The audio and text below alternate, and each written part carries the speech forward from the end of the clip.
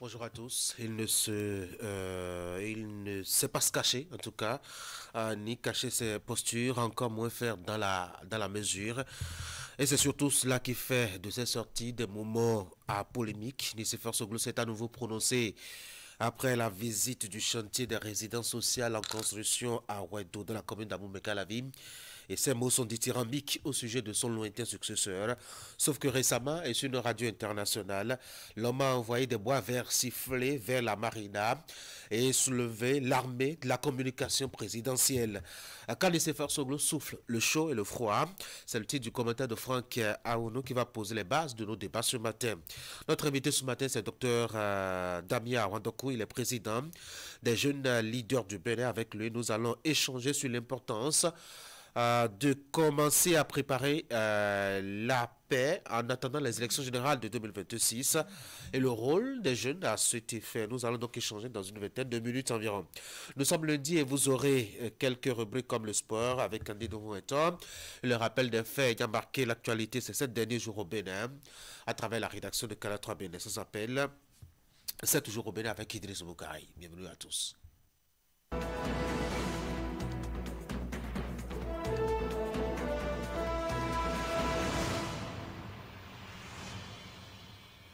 Nous commençons donc avec Fraternité pour ouvrir la une des journaux ce matin pour leur engagement dans l'opération Mirador. La bravoure de 19 officiers récompensés, bonne dynamique de valorisation des forces armées et de consolidation de la politique sécuritaire. Mission d'une délégation parlementaire en France pour renforcer les capacités des acteurs en matière de contrôle budgétaire et de gouvernance financière. GIF 2025, le PNUD célèbre les femmes à travers une marche en chœur. Et puis, loi sur la chefferie traditionnelle, les précisions de Wilfried Ongbeji. L'édito signé Anissé Carlos Oke, Canal 3 et Fraternité s'engagent contre les VSS. Dynamisme Info, duo de la mouvance présidentielle de 2026, l'option du parfait inconnu a évité, c'est le conseil du journal. Gasquiani Info, présidentielle de 2026, des retournements de veste malgré le code. Le chasseur Info, distinction littéraire au Bénin, les vainqueurs du Grand Prix littéraire 2024 sont connus et puis lettres ouvertes.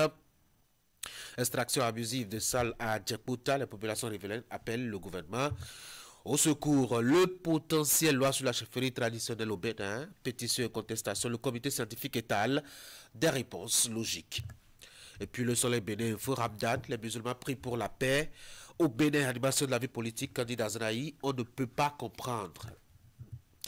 Libération, aménagement de l'axe Ouida, il a conduit un financement de 30 milliards de francs CFA pour le Bénin.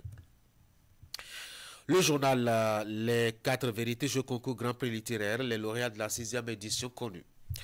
Matin libre, grande prière pour la paix et la concorde, paracoups pour la libération de Rekiamadougou et puis critique contre la rupture, quid de la responsabilité de candidat Zanaï, l'informateur, accès à l'eau potable, des chiffres qui adulent, Patrice Talon, Nord Sud Quotidien, lutte contre le trafic d'essence Payon, le Nigeria saisit des camions du Bénin. Inclusion financière des femmes, décryptage informé que le classement des pays africains en 2025 au regard de la 7. Le quotidien Le Routier, loi sur la chefferie traditionnelle, toute usurpation de titres désormais punie. Et puis le Figaro national, la journée internationale de la femme de la Cour constitutionnelle honorée. Nous sommes avec Djakwata présent, perspective de prochaine joute électorale. L'ombre persiste sur les candidatures pour la présidentielle de 2026. Dabarou, pour la modernisation de son réseau routier, le Bénin obtient un prêt de 30 milliards de francs CFA. Et puis l'indépendant, 19 officiers engagés dans l'opération Mirador distinguée. On parle là donc de forces armées béninoises. Nous sommes de retour à la une de Fraternité pour la deuxième lecture. Pour leur engagement dans l'opération Mirador, la bravoure de 19 officiers récompensés, bonne dynamique et de valorisation des forces armées et de consolidation de la politique sécuritaire, mission d'une délégation parlementaire en France pour renforcer les capacités des acteurs en matière de contrôle budgétaire et de gouvernance financière. GIF 2025, le PNUD célèbre les femmes à travers une marche du cœur. La loi sur la chefferie traditionnelle au Bénin, la précision de Wilfried Ongbeji, et puis L'éditeur SIA a dit que c'est Carlos Oke, Canal 3 et Fraternité s'engagent contre les VSS. Voilà donc ce qu'on peut retenir de la une des journaux ce matin. On va passer au bulletin de l'information avec Florence Moussa. Florence, bonjour. Bonjour à vous, Tanguy. Bonjour à tous. Dans les titres de votre bulletin de l'information, des images de la célébration de la fête de Ramadan. Après 30 jours de jeûne, la communauté musulmane a célébré hier l'Aïd el-Fitr, un instant de communion avec le miséricordieux qui a été l'occasion pour les responsables religieux d'inviter les fidèles à l'exemplarité et à prier pour la paix au Bénin. Canal 3 a fait le tour.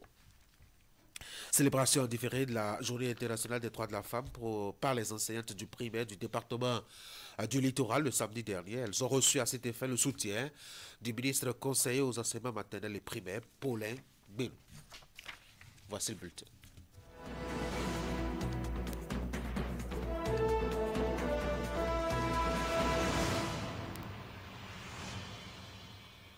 Le jeûne musulman a pris fin samedi nuit. Le jeûne, donc, ça fait accéder à la fête, notamment à l'Aïd el-Fitr, qui a été célébrée sur plusieurs places ici à travers la grande prière qui rassemble les fidèles musulmans France. À la mosquée d'éducation islamique d'Akpakpa à Cotonou, les fidèles, ensemble avec le imam, ont rendu grâce à Dieu pour ses bienfaits et imploré sa clémence pour que la paix et le pardon règnent au sein de leur communauté. Teddy Goudal.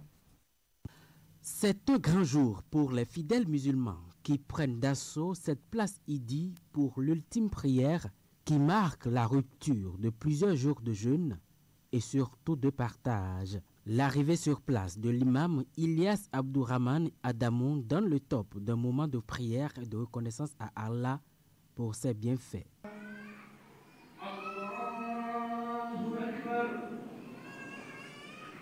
En ce jour de Ramadan, ces fidèles musulmans se sentent encore plus réconfortés dans leur foi.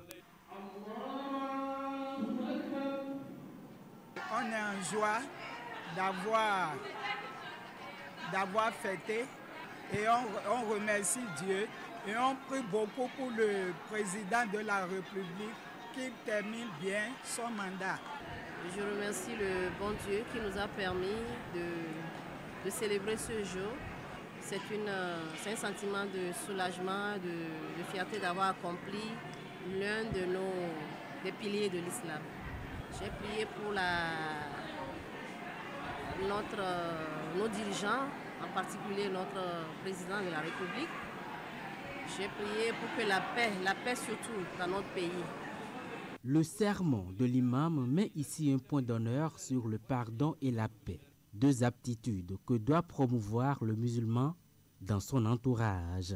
Il insiste par la suite sur ce que doit être le comportement du fidèle musulman après le jeûne. On a jeûné 29 jours cette année et nous remercions Allah subhanahu wa ta'ala nous permettre d'avoir le courage et la force pour accomplir vraiment des voies qu'il nous a demandé de faire. Et on a prié avec les fidèles et vraiment on est toujours ensemble, la communauté musulmane et la population de notre cher pays. Que la paix règne dans notre Bénin et que la paix aussi et bénédiction d'Allah subhanahu wa ta'ala soit sur nous. Voilà donc les sages conseils de l'imam de la mosquée d'éducation islamique d'Akpakpa à Cotonou. L'étape de prière étant franchie, la fête se poursuit dans les maisons, dans l'allégresse et dans la joie pour fidèles et non fidèles musulmans. Sur la place Idi de Godomé également, les fidèles musulmans ont prié Allah sous la direction de l'imam de la mosquée centrale. Dans son sermon, il a invité ces hommes et femmes au respect strict des prescriptions de l'islam. Reportage. Moment de retrouvailles des fidèles musulmans après 30 jours de jeûne. Ils sont plus d'une centaine de fidèles, hommes, femmes et enfants, à envahir le terrain du collège d'enseignement général de Godomé pour la fête de Ramadan. Juste après avoir foulé le sol de la place Idi, l'imam démarre la prière.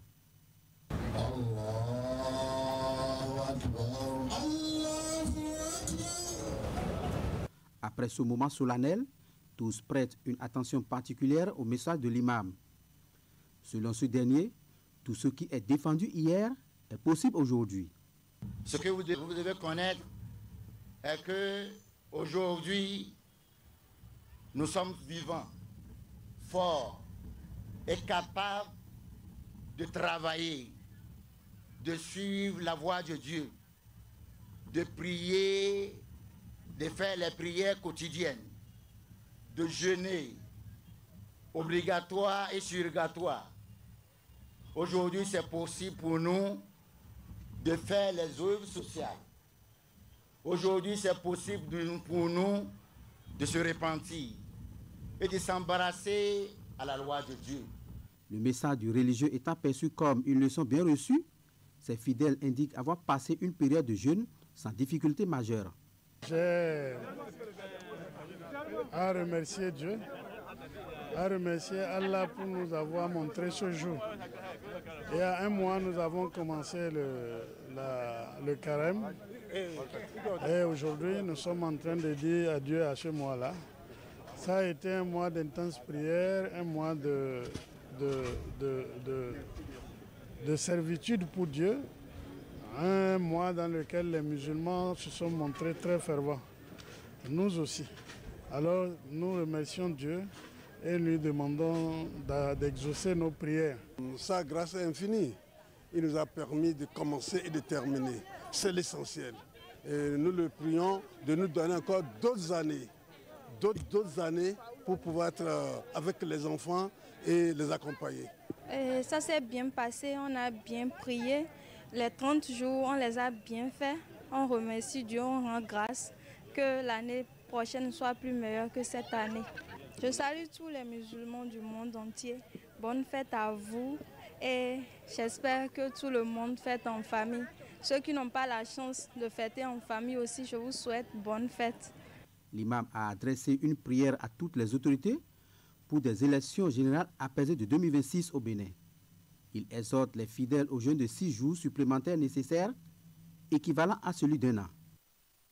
Dans un autre registre à présent, le mois de la francophonie au Bénin édition 2025 démarre. Le top des diverses activités a été donné en début de week-end par une cérémonie de lancement officielle. Elle a été couplée avec la célébration en différé de la journée internationale de la francophonie. Le thème de cette journée des 20 mars a été intitulé cette année, je médite donc j'agis. William Cléquin et Moufid Sabo. Du thème de la journée internationale de la francophonie de cette année, intitulé « Je m'éduque donc j'agis », est extrait un sous-thème évocateur. L'éducation fabrique les citoyens conscients et outillés pour relever les défis du monde. C'est le ferment autour duquel s'articulent les diverses activités concoctées pour le mois de la francophonie édition 2025 au Bénin. Elles sont d'ordre scientifique, éducatif, culturel et sportif. Ce thème illustre parfaitement les ambitions de la francophonie en faveur du savoir et de la transmission indispensable dans un monde en perpétuelle mutation. L'éducation représente pour notre organisation un levier de transformation pour un avenir durable et un moteur de développement et de la paix. Cette cérémonie de lancement a été présidée par le ministre des Affaires étrangères, Olusegun Adjadi Bakari. Célébrer le 20 mars, c'est marquer l'arrêt nécessaire devant les progrès réalisés dans le temps, les différents programmes et projets mis en œuvre ici au Bénin au profit des populations. La francophonie, exclusivement culturelle par le passé, s'étend désormais tournée vers les peuples et le développement durable. Cette coopération s'est traduite par de nombreuses actions concrètes. Appui aux couches vulnérables, appui à la jeunesse, aux jeunes filles déscolarisées, appui aux femmes n'ayant pas les moyens, appui à la culture, à l'éducation, au sport, à la décentralisation, au cinéma, à la gouvernance, aux droits humains, à la justice, au numérique, à l'environnement et à l'économie. Je lance aujourd'hui un appel à tous nos partenaires institutionnels, éducatifs et associatifs pour que nous poursuivions ensemble cette dynamique en faveur d'un apprentissage ouvert, évolutif et adapté aux réalités du monde moderne. Le Bénin se prépare déjà activement à accueillir en milieu d'année un événement de taille regroupant plus de 300 entreprises sous l'égide de l'Organisation internationale de la francophonie. Il s'agit de la 6e mission économique et commerciale de la francophonie, prévue du 17 au 19 juin 2025, une première en Afrique occidentale.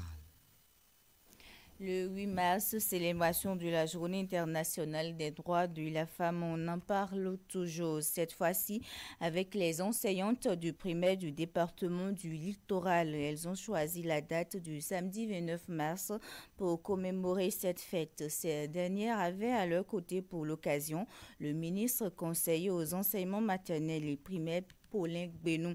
C'est un moment de riche échange entre collègues. Teddy Goudal et Jocelyn Barriga. Sur ce podium, elles démontrent leur capacité en matière de danse. Ces Amazones enseignantes du littoral célèbrent ici l'édition 2025 de la Journée internationale des droits de la femme. Derrière elles, leur ministère de tutelle. Nous avons initié cette rencontre festive entre tous les enseignants et enseignantes du département du littoral afin d'instituer la communion et le vivre ensemble qui va réduire les disparités et inculquer le travail bien fait à tout un chacun de nous. Par ailleurs, je voudrais faire comprendre à toutes mes sœurs ici présentes que se battre ne doit pas signifier devenir rebelle, mais je nous exhorte plutôt à nous soumettre à nos époux, car dit-on souvent, nous et non les quais. Bon, sous nous et nos quoi. Soyons donc dociles à nos époux afin que nos foyers puissent perdurer. Le moment n'est pas que festif pour ces encadreurs du sous-secteur de l'enseignement maternel et primaire zone littorale. Elles ont également eu droit à une séance d'échange sur le thème principal de la célébration. Pour toutes les femmes et les filles, droit, égalité et autonomisation. Les droits de la femme, plus que tout autre, constituent un projet de société. Aussi, la cause des femmes n'est pas seulement le combat des femmes, c'est celui de toute la nation qui aspire à un développement durable et équitable. À cet égard, aucun pays ne saurait intégrer le cercle des pays émergents en laissant en marge la frange la plus importante de sa population, 52%.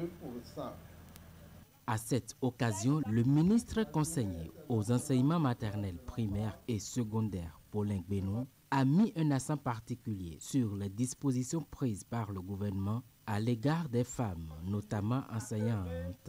Il les exhorte par la suite à rester focus sur le travail qui les incombe pour un secteur éducatif plus fort. Tanguy, c'est la fin de cette session d'information. Merci Florence pour la présentation. Vous passez une très bonne journée. Bonne journée. Mesdames et messieurs, voici l'actualité des sports.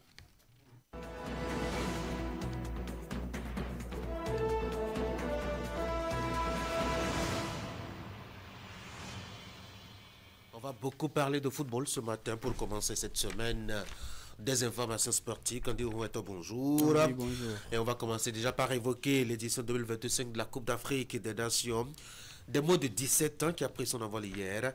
Le Maroc, pays hôte, s'est bien servi en étreignant l'Ouganda dès l'ouverture des hostilités. C'est bien cela, les lionceaux de l'Atlas du Maroc n'ont fait qu'une bouchée leurs homologues justement de l'Ouganda. Ceci à l'occasion du match d'ouverture de la CAN U17 Maroc 2025, 5-0, c'est le score à l'arrivée justement dans cette explication en faveur des Marocains qui démarrent de fort belle manière leur compétition à domicile. De leur côté, les Ougandais tombent d'entrée en lice. Justement, cette première journée de la Coupe d'Afrique des Nations des moins de 17 ans va se poursuivre ce lundi avec à la clé plusieurs matchs à suivre. Mais avant, on donne rapidement justement le programme, on donne rapidement le visage des différents groupes. On rappelle très rapidement justement la composition des 4 différents groupes pour la compétition.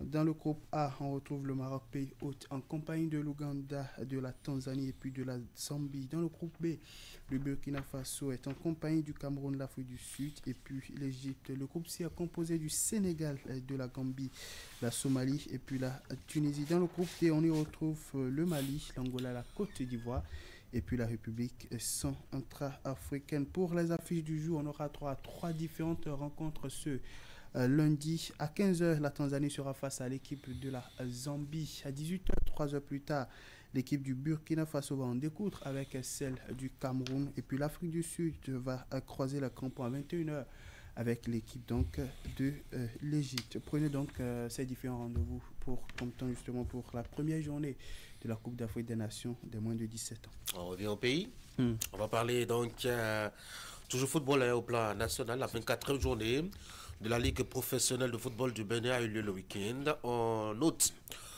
plusieurs prestations et fortunes pour les différentes équipes dans les deux poules. Oui, commençons déjà par la poule A. 3 matchs de score nul et vierge. Justement, le match qui a opposé l'équipe de Baningonse FC à celle de Damissa. L'autre match qui a opposé l'équipe de Dynamo de Parakou à celle de l'Est Takoun. Et puis le match qui a opposé Odu FC de Komé à celle de Dadje Football Club. Victoire 3-1 à domicile pour Real Sport de Parakou devant le promu Boa de Banikwara. Abeille FC s'est imposé par un score de 2-0 à l'équipe de Ponte FC, 1-0 pour la victoire à l'extérieur des Buffles du Borgou devant les Piments Rouges de Béké FC. L'US Cavalier s'est incliné à domicile 0-1 devant l'équipe de Dynamo FC d'Abomey. L'AS Tonnerre de Boycon et Dynamique FC de Djougou se sont partagés le point au bout d'un score nul, d'un but partout et puis 2-1 pour la victoire des Socha Boys de l'Espoir FC de Savalou devant les Lotto Boys de Lotto Popo. Le classement à l'issue donc de cette 24e journée dans la poule est toujours dominé par l'équipe de Dadje Football Club avec 48 points. Au compteur un goal différentiel de plus 14, 44 points pour l'US Cavalier qui vient en deuxième position, mais avec un goal différentiel de plus 10. 43 points pour l'équipe de Dynamo FC d'Abomey qui vient en troisième position avec 13 comme goal différentiel. Damissa FC vient en quatrième position dans cette poule avec un total de 42 points plus un goal différentiel de 14. Odu FC de Commerce, 5e de la poule. Lotto Popo, 6e, 7e place pour Espoir FC de Savalou. Ponte FC est 8e de la poule. Et puis les Buffles du Borgou stagnent à la 9e position dans cette poule B. On s'intéresse maintenant à la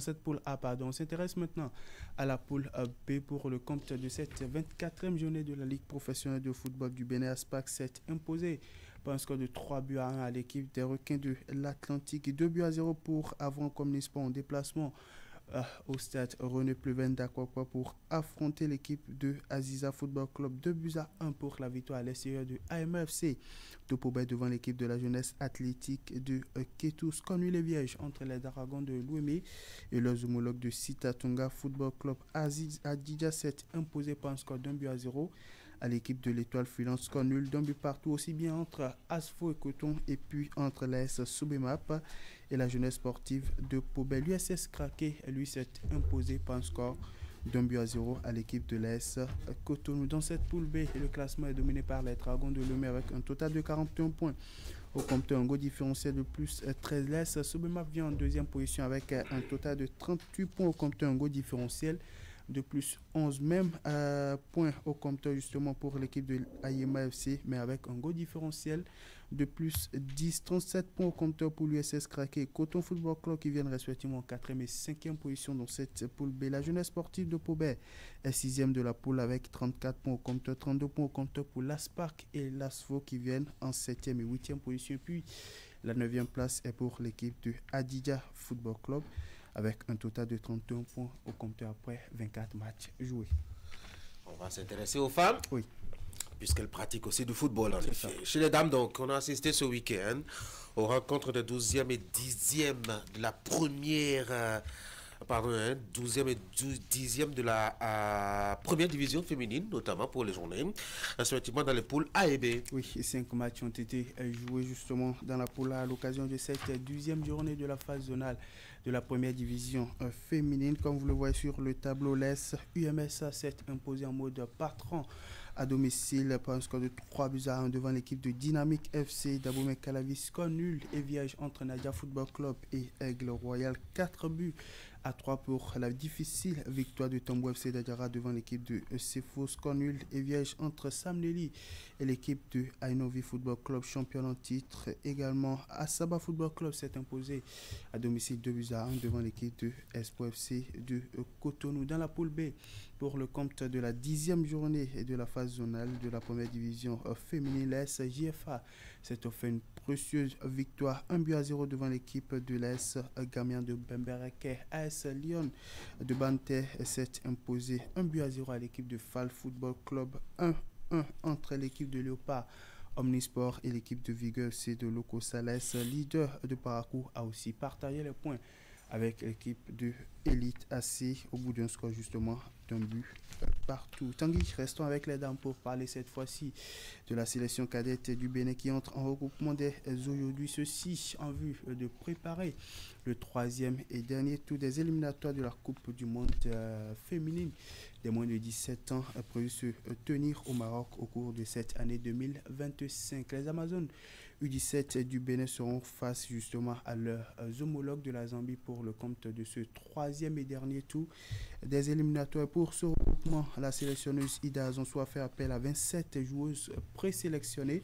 Au niveau des gardiennes de but, les habitués seront au rendez-vous. Yessoufou Moussa Liratou de l'AS Lagad, Saizonou Larissa de l'AS UMSA, Tchaouna Aroukiat de l'AS Bachon. En défense, pas grand changement non plus. On a Vidin Wedi Estelle Maounion de l'AS UMSA, Moussouga Chancet de Asaba Football Academy et Bidéo Gracias de l'UMSA, Alassane Assanat de l'AS Cotonou. Derrière, il y a encore aussi de l'AS Cotonou aussi, Boukari Ezou Ouebatou de Défi FC Méré, Jean Bana Damien de l'AS Gamia, Ogouboulé Félicien justement. Au niveau des milieux de terrain, on a Lokosu Hermione Quenzu Kemi Onkpo Priskadou Kaoussara Dangui Nazifatou Tibibi justement Titibi Oriane Ashiro Moutmainat Manyaka Yassima. Et puis la nouvelle trouvaille de cette liste est bien sûr bien entendu Oseni Emilia Louisi Zahariat qui évolue du côté de l'effort de l'ESOF Hervé en France. Et puis en attaque, Awena Mourbat Seouvon, Agnès Mamarkouta Ismat Quin Dozandi Merveille Viron Zodé, Maoutin Grasse Gandono Romaine et puis Etou Labili Richmeni. Initialement prévu justement démarrer le mercredi prochain, la mise au vert de la sélection cadette féminine du Bénin est avancée à ce lundi 31 mars 2025 à Porto Novo. Les joueuses ont ainsi l'occasion de bien affûter leurs armes pour justement sous la houlette de la technicienne justement la sélectionneuse Ida Azonsou et tout son staff avant d'en découdre justement au cours de la double confrontation avec leurs homologues de la Zambie. On va parler basket. Oui. Par le basket, on change de discipline donc. Pour parler de la balle orange, la 5e et dernière journée de la phase allée de la Ligue qui s'est déroulée. Oui, un total de 8 matchs disputés au cours donc de cette 5e et dernière journée de la phase allée de la Ligue professionnelle de basketball du Bénin, dont 5 au niveau de la conférence Nord. Pour commencer, au niveau des hommes, Lungu Basketball Club s'est imposé par 60-53 à l'équipe de l'Aspal Renouveau. L'US Gema s'est incliné 54-67 devant l'équipe de Ponte. Bosco Star s'est imposé 74-87 devant l'équipe de l'Aspal BBC. Chez les dames, toujours au cours de cette conférence Nord, Koboro s'est imposé par 97-43 à l'équipe de Hoop Drummers. Kabas s'est imposé 47-44 à l'équipe de Associés. Au niveau de la conférence Sud, maintenant 3 matchs étaient au programme ce week-end. AOL BBC s'est imposé 57-51 à l'équipe de la Renaissance BBC. Avant-cours, Omnisport s'est incliné 53-86 devant l'équipe de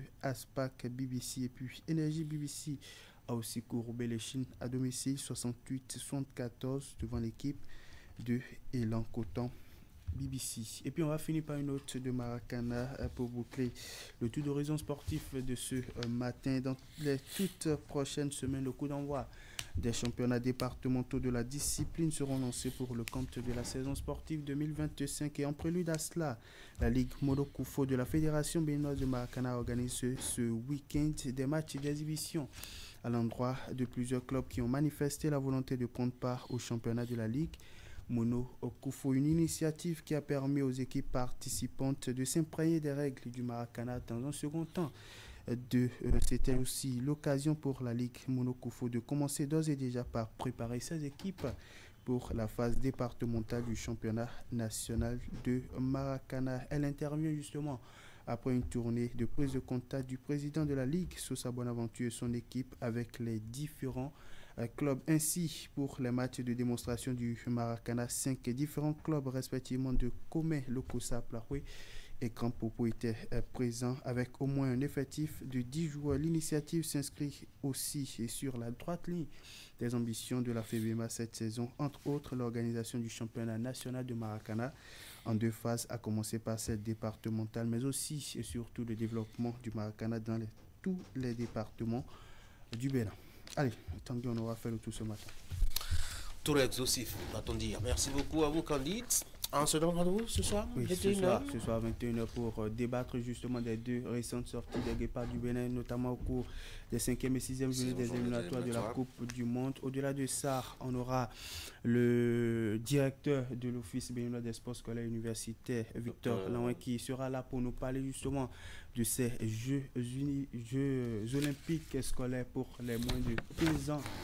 Au cours desquels le Bénin sera présent justement, et le Bénin affûte déjà ces différents athlètes qui seront présents dans les différentes disciplines, entre autres le tennis, le basketball, le football et bien d'autres. Prenez le rendez-vous, c'est à partir de 21h avec Narcisse Arosset. 21h pile. Merci beaucoup. Très bonne journée. Merci. Et bonne préparation. Mesdames et messieurs, voici mon invité de ce matin.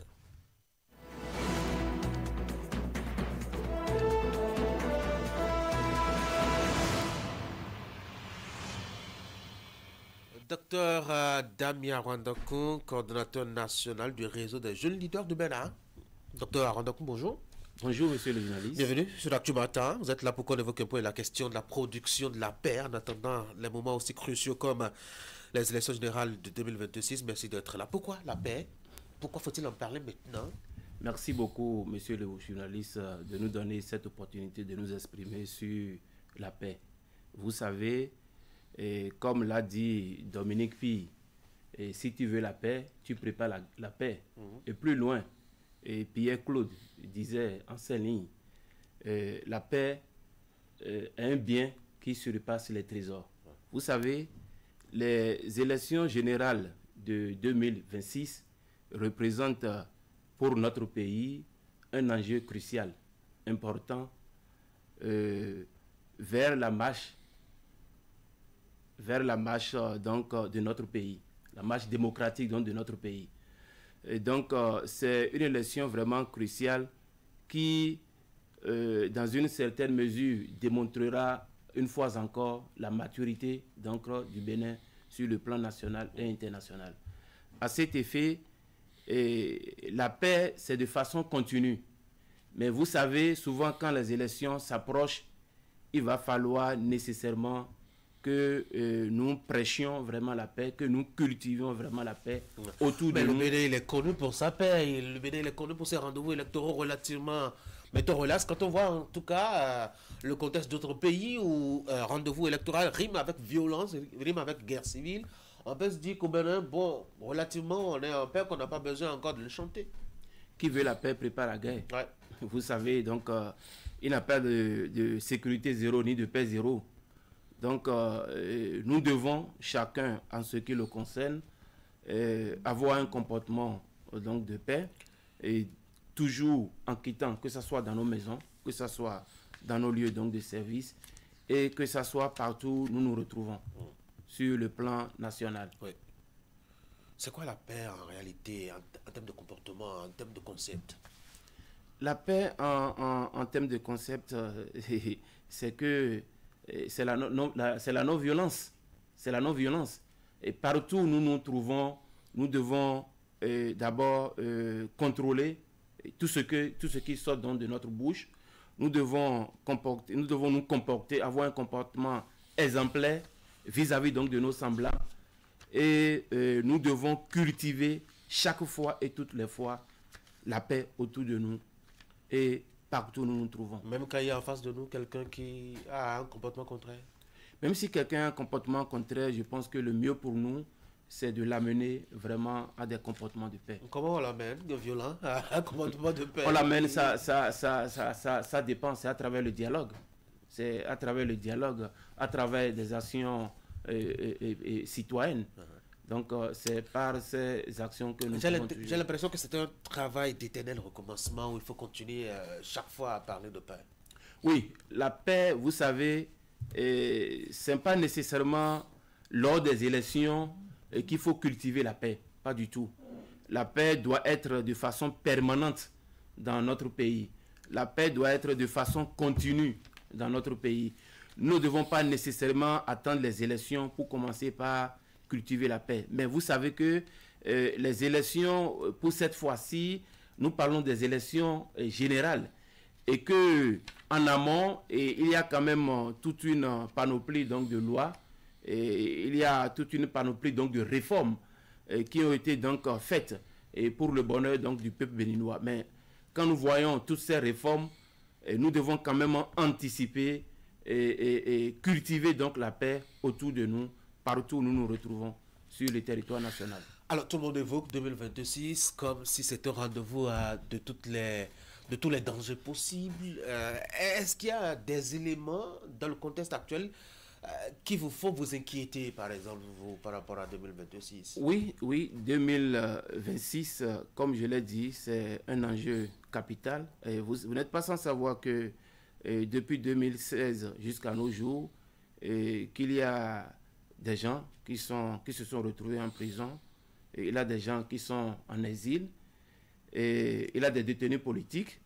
Et fort de tout cela, nous appelons, nous anticipons à la paix pour que ces exilés politiques, dans l'un de ces 4 matins, puissent vraiment fouler donc, le sol béninois. C'est-à-dire, ce n'est pas des exilés politiques ou des détenus politiques parce qu'ils ont des soucis avec la justice. Oui, ils ont des soucis avec la justice. Il a la loi et l'esprit de la loi.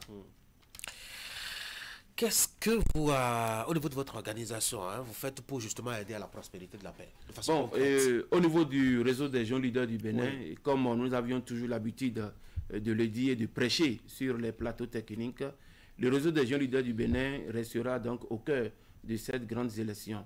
Et à cet effet déjà, nous avions commencé par cultiver d'abord la paix autour de nous, en sortant donc de notre maison, dans nos quartiers, dans nos arrondissements, dans nos communes, en quoi faisant. Et nous organisons donc des actions citoyennes, surtout avec la jeunesse. Parce que vous savez, le moteur donc de cette élection, c'est la jeunesse, et rien que la jeunesse.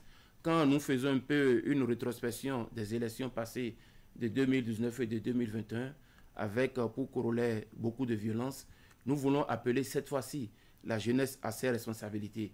Que les hommes politiques n'utilisent plus cette jeunesse intelligente, travailleuse, à des fins politiques, à des fins donc de vandalisme politique. C'est pour cette raison que nous sommes en train donc de cultiver la paix à travers, de façon concrète, à travers nous avions toute une panoplie d'actions dans les jours à venir, dans les mois à venir, au niveau des élus locaux, au niveau donc des chefs traditionnels et religieux, au niveau donc de toute la chaîne logistique élective. Parce que vous savez, quand nous parlons donc des élections, il y a les acteurs qui gouvernent donc cette chaîne logistique, à savoir par exemple, vous voyez, quand vous prenez la Cour constitutionnelle, elle a un grand rôle à jouer lors donc de ces élections, pendant, après les élections. Quand vous prenez par exemple les forces de l'ordre, mais bien en commençant même par les journalistes, il va falloir quand même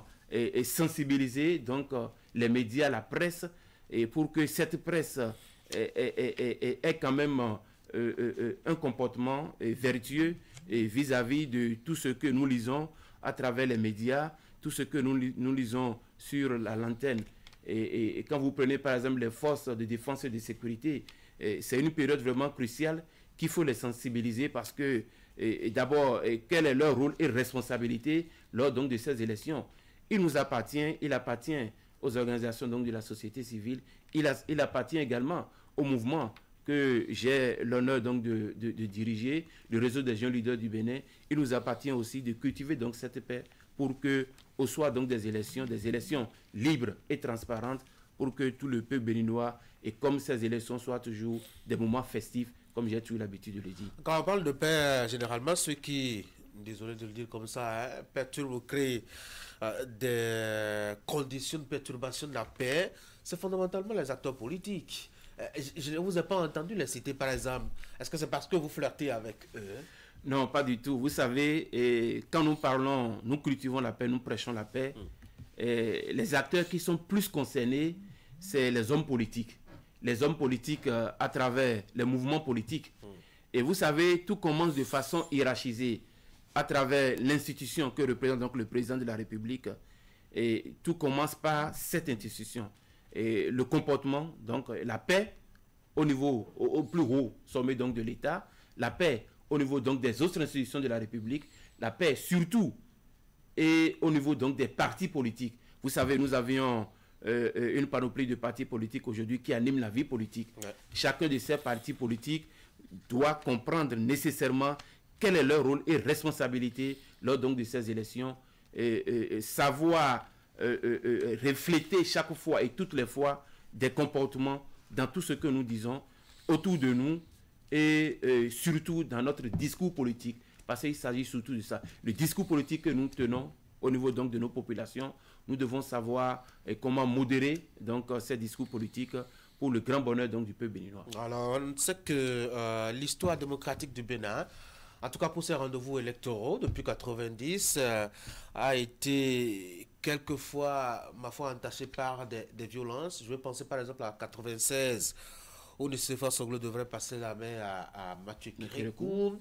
Je veux penser à 2001 aussi, où c'était un tournant assez délicat. Et tout récemment, 2019, 2021, 2020, et tout ce qui va avec.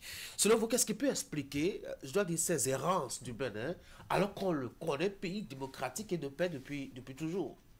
Oui, et vous aviez pleinement raison. Et vous savez, tel que je l'ai dit, la paix n'est pas un mot, c'est un comportement. Et ce comportement, c'est à travers les discours politiques que nous tenons. Vous avez cité les périodes de 96, tout récemment de 2019 et que sais-je encore. C'est des périodes que nous avions vécues, pas dans la liesse, mais avec des violences, des troubles à l'ordre public. Et c'est pour cette raison que... Qu'est-ce qui a expliqué ça selon vous? Ce qui explique cela, c'est que souvent, les élections ne sont pas vraiment libres et transparentes, parce que vous savez, un parti politique, en dehors de l'animation de la vie politique, un parti politique a pour vocation donc de conquérir le pouvoir. Absolument. Et pour conquérir le pouvoir, il faut mettre donc des stratégies politiques en place pour pouvoir donc prendre le pouvoir. Et dans cet élan, il y a beaucoup de partis politiques qui passent souvent leur temps à errer et à ne pas prêcher, donc à ne pas avoir un comportement donc de paix, et a souvent tendance à semer donc des troubles à l'ordre public par le biais donc de leurs militants. Et c'est pour cette raison que souvent, lors des élections, nous avons souvent donc de ces gens, les militants, qui sont toujours en guise sous roche. Il y a des politiciens qui sont donc dans l'ombre et qui commanditent donc des actes peu recommandables à ces populations naïves, j'allais dire pratiquement. Mais pour cette fois-ci, je pense que la jeunesse, elle est suffisamment consciente donc d'abord de son avenir, elle est consciente donc du rôle qu'elle aura donc à jouer lors donc de ces élections. Et comme je l'ai dit, le réseau des jeunes leaders du Bénin sera au cœur donc de cette élection et pour appeler tous les Béninois du nord comme au sud, de l'est à l'ouest, à cultiver la paix et que ces élections, comme je disais depuis des années, soient vraiment des moments festifs pour le grand bonheur du peuple béninois. Un mot pour finir.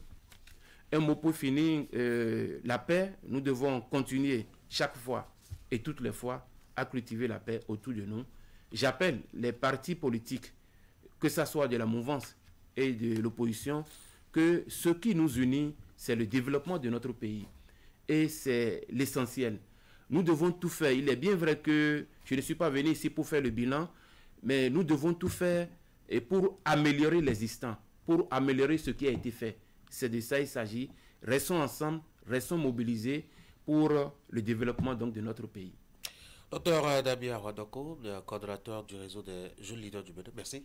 C'est moi. Très bonne journée. Merci, bonne journée à vous. Mesdames et messieurs, c'est le moment maintenant de suivre notre magazine de ce matin.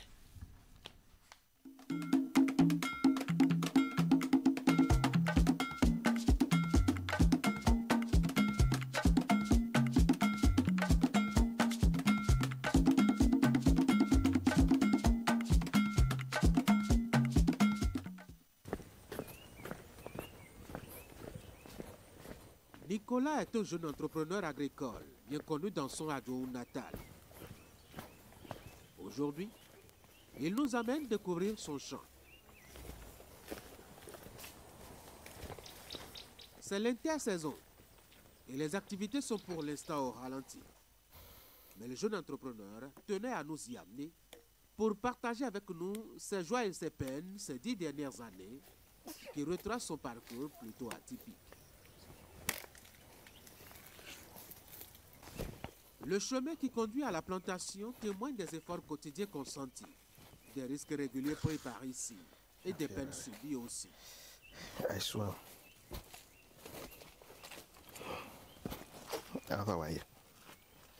Après 2 kilomètres de marche, sur un sentier aux pentes abruptes et difficiles, la petite expédition débouche sur le champ.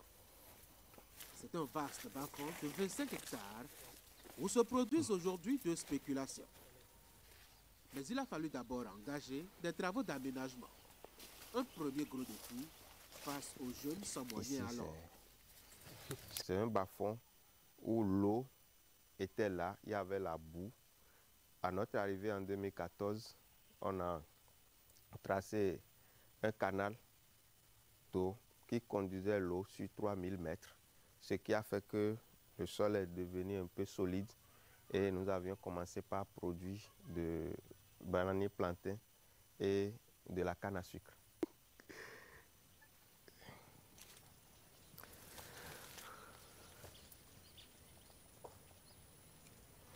Et quand vous plantez une bouture, vous avez à la sortie, vous avez jusqu'à 7 à 8 pieds qui peuvent sortir. Et ces 8 pieds vont rester pendant 6 mois.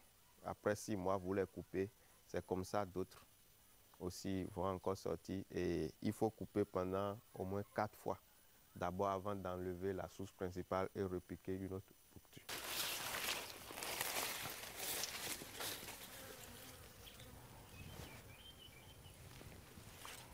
Sur un hectare, nous avons 400 pieds de bananiers plantés. Et les 400 pieds, chaque année, ça donne. Puisque la première fois que nous avons planté, 9 mois après, on les a coupés. Quand on a coupé, il y a encore d'autres qui sortent. Et ceux qui sortent, nous essayons de conserver au moins 4 par trou, parce que ça sort jusqu'à 8, jusqu'à 10. Donc c'est de là, on enlève d'autres plants pour vendre ou bien pour et donner à d'autres personnes.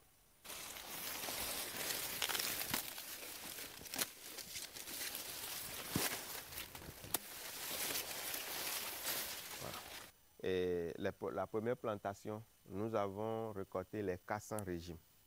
Mais après ça, chaque année, ça augmente. Ça augmente selon le nombre de pieds chaque année.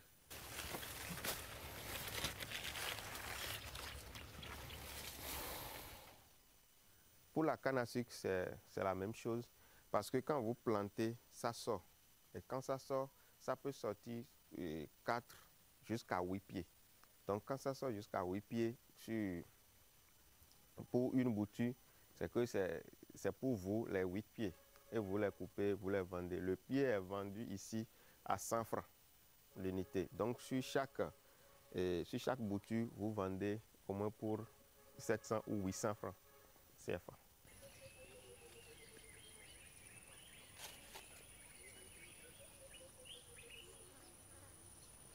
La plantation et le suivi, ce sont les 2 étapes très importantes parce que le suivi, il faut, quand vous plantez, 2 mois après, vous devez venir désherber et enlever à chaque fois que vous voyez que les feuilles sont secs, vous les enlevez. Puisque les feuilles secs, il faut les enlever pour que ça puisse évoluer. Donc si vous n'enlevez pas les feuilles, là, vous allez utiliser comme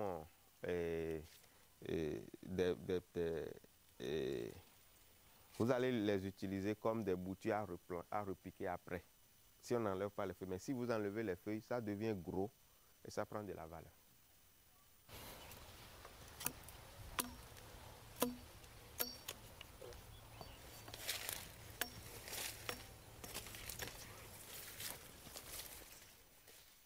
Il y a des trous dedans. Ici, c'est le canal d'eau qui conduit l'eau.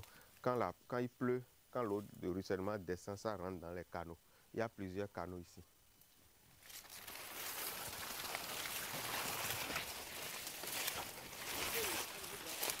Oui, ça gratte. Ça gratte. Vous voyez, ici maintenant, on a déjà enlevé les feuilles. Ici, vous voyez, on enlève les feuilles. Quand on enlève les feuilles, ça devient de plus en plus gros. Ça devient de plus en plus gros. Ici maintenant, on peut couper ça. Voilà.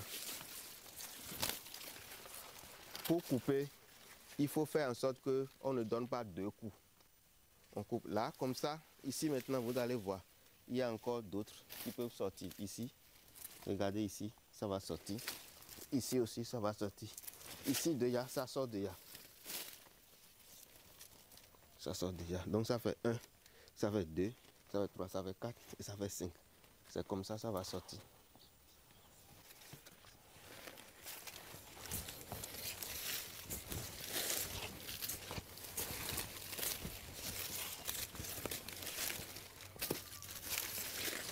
Ça, on peut manger déjà. Ouais. Ça va être doux là maintenant. Ça va être doux, oui, c'est déjà bon. C'est déjà prêt pour la vente.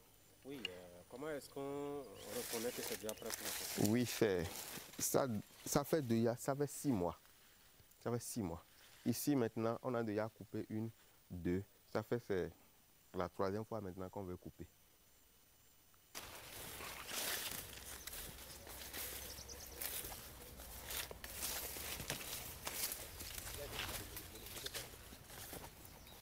Ici maintenant, c'est une seule tête qui était plantée, une seule bouture qui était plantée. Mais quand on compte maintenant, c'est plus de 10 que nous avons ici. 1, 2, 3, 4, 5, 6, 7, 8, 9, 10, 11, 12, 13, 14, 15. Tout le travail est donc au début. Préparer le terrain en y investissant à la fois dans sa transformation physique et sa texture, mais aussi dans son conditionnement technique et son enrichissement. Cela a pris à Nicolas plus de 75% de son capital qu'il avait apprêté. Mais l'autre défi reste la main-d'œuvre. Nicolas s'est obligé à collaborer.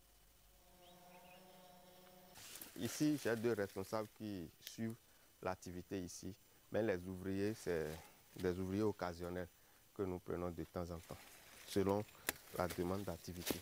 Donc, ici maintenant, ça là, on peut jeter comme on peut encore replanter. On peut encore replanter et ça va donner.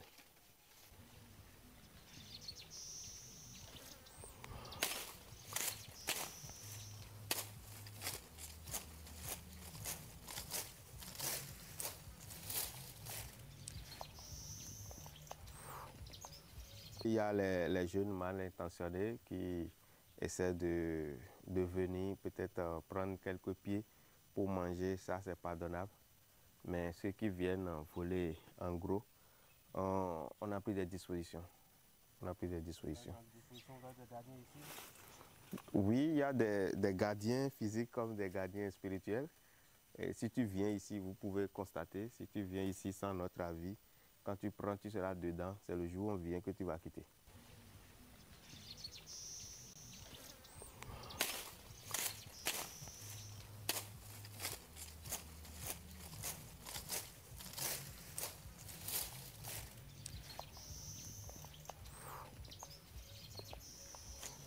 En absence d'eau à une longue durée, ça ne donne pas. Donc il faut que la zone soit humide. Donc, la plus grande difficulté, c'est comment faire pour retrouver le site approprié. Si vous avez ça, le reste, il faut chercher les boutures, il faut chercher la main d'œuvre. C'est vrai que la main d'œuvre, ça devient de plus en plus rare, mais quand même, on essaie de trouver, comme c'est un milieu rural, on essaie quand même de trouver.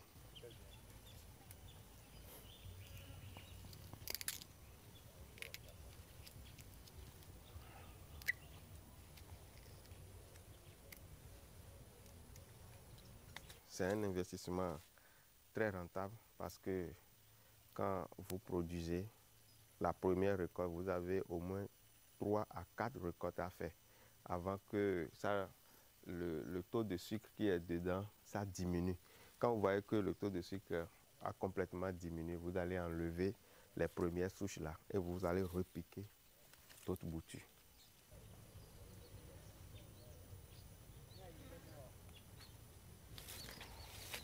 Si vous voulez récolter, c'est à partir de 6h30 à 10h. Si vous dépassez, si le soleil se lève, ça devient très compliqué de marcher dedans, de circuler dedans parce que les feuilles ont des brebis où quand ça touche le corps, ça gratte le corps. Et vous pouvez revenir à 17h30, 18h jusqu'à 19h30, 20h par là. Nicolas veut bien continuer à étendre son champ de canne à sucre. Mais en plus des moyens qui lui font défaut, il faut une main-d'œuvre de confiance.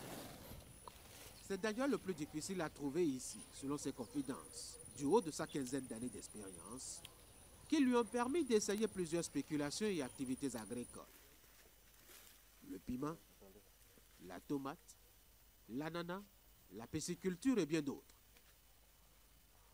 Aujourd'hui, Nicolas veut passer à une autre étape. Je suis en quelque sorte consultant et on organise comment faire pour amener d'autres personnes à aimer la terre, à investir, à sécuriser leur investissement dans la terre.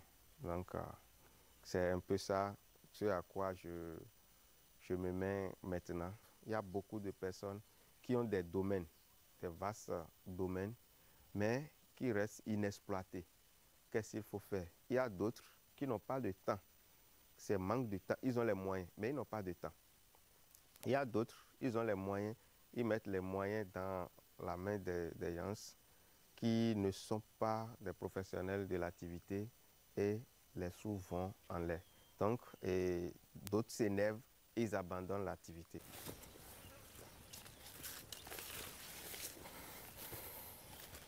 Nous ne pouvons pas évoluer en négligeant ou en abandonnant nos espèces locales. Parce que c'est des espèces qui n'ont pas assez d'exigences, mais qui sont rentables. Et la rentabilité qu'on nous enseigne dans les lycées, dans les universités agricoles, ce sont les rentabilités des autres espèces. Ce ne sont pas les rentabilités de nos espèces. Et dans les lycées, les universités agricoles, on nous amène à décourager, à nous déconseiller même nos espèces. Nous mettons vraiment l'accent sur la promotion des espèces locales, ce qui fait qu'on n'est pas en concurrence avec quelqu'un. Parce que si quelqu'un veut se lancer dans la pisciculture, dans la production agricole aujourd'hui, on va même chercher les semences OGM. Donc, alors que nous autres, nous ne sommes pas dans ce schéma. Sur les différents sites d'activité de Nicolas, on ne produit que bio, que cela soit dans la production animale ou végétale. Son choix de ne faire que dans les spéculations locales lui ont valu quelques initiés. Mais depuis, l'homme assume ses choix et avance vaille que vaille.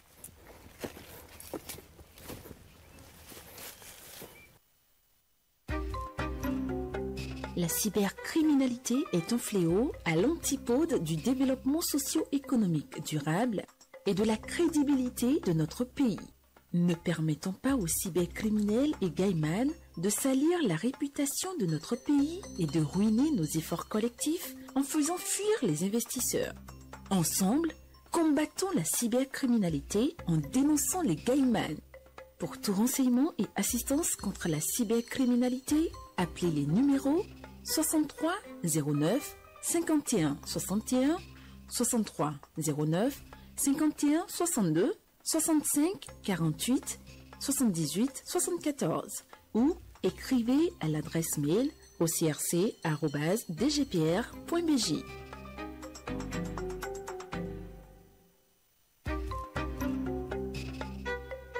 Le Gaiman est un acteur cybercriminel qui utilise illégalement les nouveaux systèmes informatiques pour soutirer de l'argent aux paisibles citoyens en les escroquant ou en les volant.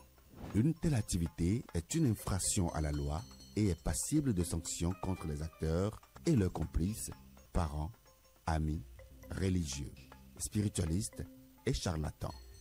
Ne soyons pas naïfs. Il n'y a pas de réussite sociale sans effort.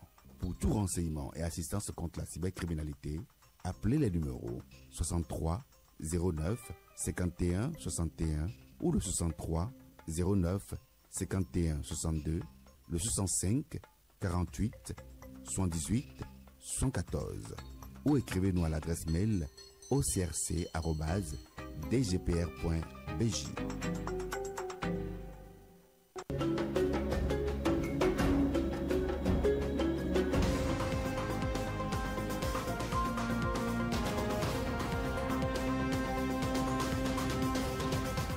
Bienvenue à votre émission, ce qu'il fallait démontrer. Journaliste Kalonsoké, bonsoir. Bonsoir Tanguy. Quand l'opposition prend note et fait ses appréciations, on trouve qu'elle peint tout en noir. C'est l'esprit avec lequel nous avons tous abordé le renouveau démocratique qui donne à penser que le rôle des uns est de blanchir et celui des autres de noircir. Le chef de l'État qui a justement désigné les signés, vous aviez jeté un coup d'œil sur la liste? Quand on prend la liste, il y a 3 qui sont désignés par les différents corps.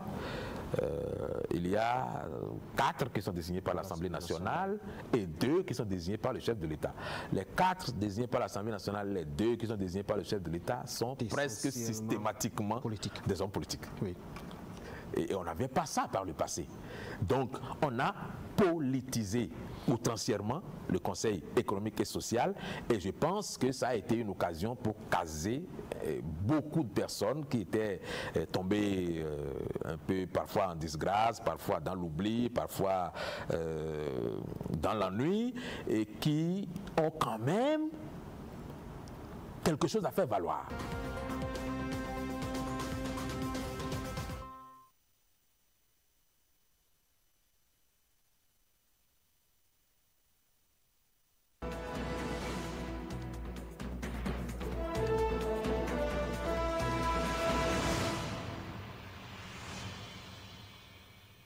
De retour en plateau avec Franck Aoudou. Bonjour Franck. Bonjour Tanguy. Après la zone industrielle de Glodjigbe, il y a quelques jours, Nicéphore Soglo était sur le site des logements sociaux à Ouedo. Nous sommes dans la commune d'Abomey-Calavi. Quelle lecture peut-on faire de cette nouvelle sortie de l'ancien président? La visite de l'ancien président Nicéphore Dieudonné Soglo, telle que la GDIZ, la zone industrielle de Glodjigbe, les logements sociaux récemment, ainsi que cette déclaration de satisfaction doivent être interprétées dans un contexte complexe et large, à mon avis. Les éléments à considérer pour mieux appréhender la portée de cet acte posé par Nicéphore Soglo s'articule autour de quelques points. Le premier, la reconnaissance des avancées concrètes malgré ces critiques sur certains aspects de la gouvernance du président Patrice Talon. Nicéphore Soglo reconnaît les réalisations tangibles du régime actuel, les logements sociaux et avant cela la GDIZ, je le disais déjà en entame, représentent des projets d'envergure ayant un impact visible sur le développement économique et social du Bénin. Donc ces visites et les déclarations de satisfaction qui en sont assorties peuvent être vues comme une reconnaissance objective de ces avancées. Deuxième élément fort, on note dans la démarche de l'ancien président une forme de dialogue et de contribution en visitant ces réalisations. Et bien, Nicéphore Soglo montre une volonté de dialogue et d'engagement constructif. On peut même en déduire qu'il donne sa caution à l'amélioration de ses projets en partageant son expertise et son expérience. Et dans un autre aspect, et ça c'est le troisième élément que j'ai relevé dans ces descentes de Nicéphore Soglo, il joue un véritable rôle d'ancien président. En tant que tel, eh bien, Nicéphore Soglo a un rôle à jouer dans le débat public et dans le suivi des politiques publiques Personne ne peut lui en dénier le droit, qui est sans ambiguïté d'ailleurs. Ces visites et ces déclarations peuvent être vues comme une manière d'exercer ce rôle de manière responsable et constructive. Pour avoir exercé le pouvoir d'État, et il sait combien la tâche est difficile de mener des projets d'une telle envergure et de les conduire jusqu'à terme. Et donc, en tant qu'un chef de l'État, il faut qu'il y ait la science nécessaire d'y parvenir. C'est un effort à encourager et un mérite à saluer, comme il a si bien martelé dans ses déclarations. Cependant, il faut faire une petite nuance, Tanguy, qui me paraît très capitale. Il s'agit de cette forme de positionnement opérée par l'ancien président de la République. Les déclarations de Nicéphore Soglo ne doivent pas non plus être interprétées comme un soutien inconditionnel au régime actuel. D'ailleurs, il est fort probable qu'il maintienne ses critiques sur les aspects politiques et démocratiques tout en reconnaissant les avancées qui pour lui sautent à l'œil. Pour faire court, les visites et les déclarations de satisfaction de Nicéphore Soglo traduisent une volonté de reconnaître les avancées concrètes du régime Patrice Talon tout en maintenant un regard critique sur d'autres aspects de la gouvernance. Comment comprendre alors certaines sorties de Nicéphore Soglo qui sont notamment marquées par une critique acerbe et une remise en question de certaines orientations politiques et économiques? C'est vrai, Nicéphore Soglo a exprimé il n'y a pas si longtemps que ça des préoccupations concernant ce qu'il perçoit comme un recul de la démocratie locale, dénonçant un mépris des tests sur notre processus démocratique et une chasse aux sorcières visant les acteurs politiques de l'opposition. On se rappelle aussi qu'il a critiqué vertement le mode de gouvernance actuel, le qualifiant de décision téléguidée et d'atteinte à la démocratie, entre autres. Eh bien, Nicéphore Soglo a aussi, lors d'une de ses sorties, remis en question certains choix économiques du régime Talon. Il s'agit des réserves quant à certaines politiques économiques mises en œuvre depuis 2016, où le chef de l'État, Patrice Talon, est aux commandes, mettant en avant les risques de dérive et les impacts négatifs sur la population. Avec ces prises de position, certains caciques de l'actuel régime ont lu une sorte de rupture avec le soutien initial, allusion faite à son soutien apporté à Patrice Talon lors de l'élection présidentielle de 2016. Cependant, il a par la suite exprimé son regret et a justifié son rétropédalage par les actions du régime en place. En tant qu'ancien chef de l'État, il a exprimé ses préoccupations pour l'état de la démocratie béninoise en dénonçant ce qu'il considère comme les atteintes aux libertés fondamentales. Ces sorties de Nicéphore Soglo, pour conclure, traduisent donc une profonde désapprobation de la direction prise par le régime,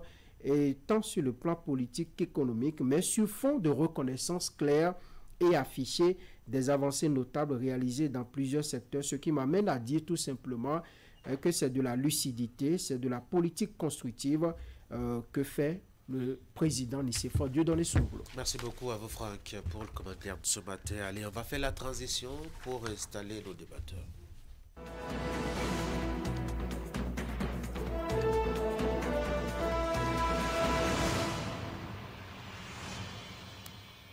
Le riche, bonjour.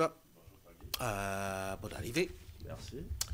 Le commentaire de Franck Aounou qui s'intéresse un peu ce matin aux prises d'opposition publique de Nicéphore Soglo, mettons ces derniers temps. On l'a suivi après sa visite à la GDIZ, notamment à Glodjibé dans le département, la commune d'Aboubek Calavi. On l'a suivi sur une radio internationale entre-temps, sur la démocratie et les libertés publiques au Bénin.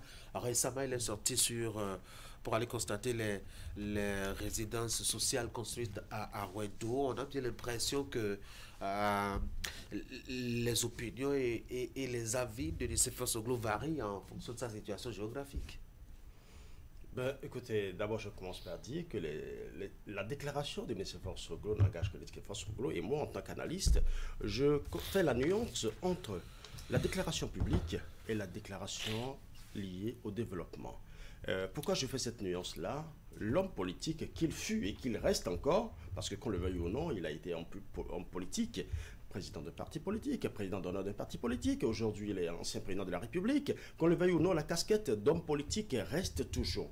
Mais au-delà des divergences sociopolitiques qu'il y a entre l'actuel gouvernement et l'ancien chef d'État, qui est le président Dieudonné Soglo, on peut toujours faire attention quand il s'agit de développement. J'ai suivi et j'ai même commenté ici, entre-temps, sa déclaration sur la GDIZ. Il a beaucoup apprécié, il a dit qu'il a beaucoup aimé ce qui se fait. Non seulement il y a transfert de technologie, mais aussi on permet aux jeunes de pouvoir avoir accès librement à l'emploi. Et cela permet aussi au Bénin de se hisser au rang des pays qui commencent véritablement par donner droit de cité en termes d'industrialisation, en termes de technologie, même si on n'est qu'encore à l'étape embryonnaire. Ceci n'est qu'une analyse sur le développement. Tout citoyen, tout patriote, soucieux du développement de son pays, devrait pouvoir apprécier ce qui est bien fait ou moins bien fait. Je n'aime pas dire mal fait parce que j'estime que quand il y a acte, ça peut ne pas être bien. Maintenant, quand on vient dire que sur le plan politique, subitement, il change de couleur, il change de on va revenir là-dessus. Constatons déjà cette déclaration au niveau donc, des résidences sociales. Très dithyrambique, Franck Aour. Oui, quand j'ai suivi Nicéphore Soglo, je me suis dit que, disons, il a une certaine objectivité qu'il a voulu s'imposer lui-même lorsqu'il vient pour apprécier des réalisations comme celle de Wedo à Bomé-Calavi, avant cela à Glodigbe, dans la zone industrielle. Et donc, il a dit, quand on ne vient pas voir, c'est-à-dire quand on ne fait pas l'enquête, on n'a pas droit à la parole. Donc, pour lui, il faut venir voir, pour apprécier, voici ce qui se dit dans les médias, tout ce qui se dit à la faveur de la communication. Est-ce que c'est vraiment réel? Je pense que la démarche, pour moi, elle est quelque peu scientifique. C'est-à-dire qu'on ne reste pas chez lui pour dire non, il ne fait rien, on critique pour critiquer, ou on apprécie pour apprécier parce qu'on est dans une position ou dans l'autre. Donc, pour Nicéphore Soglo, quelqu'un qui a été, disons, qui a été président de la République, qui a exercé la fonction de Premier ministre, qui a assuré la transition démocratique, premier président démocratiquement élu, et donc qui a fait des efforts en son temps pour mettre le Bénin sur orbite sur le plan surtout économique, avec son expérience et sa formation économique. Donc pour celui-là, quand on vient pour évoquer des questions de la gouvernance d'un de ses successeurs et qu'on applaudit, il trouve opportun d'aller sur le terrain, de voir, de toucher du doigt avant de faire des déclarations, avant d'apprécier ou de ne pas apprécier. Moi, je pense que c'est très bien parce que nos anciens présidents sont aujourd'hui des sages que l'on peut consulter. Et pour les consulter, il faudrait qu'ils tiennent des propos responsables. Pour tenir des propos responsables, il faut aller voir ce que l'on vous présente comme parfait ou comme l'on vient vous vendre, comme ce qui est très beau, ce qui est réalisé, qui n'a jamais été réalisé au Bénin, parce que des gens s'amusent à le dire. Et donc, il faut aller voir pour apprécier. Moi, je trouve que la démarche, elle est vraiment scientifique et responsable. C'est quoi? C'est quand on dit que tout est beau, qu'on est dans une démarche de sage? Non, pas nécessairement. Vous savez, en Fongbe, l'une des langues locales les mieux parlées au Bénin, que je ne sais pas très bien parler, il y a un dicton qui dit « Avodjame Quinton Ekba ».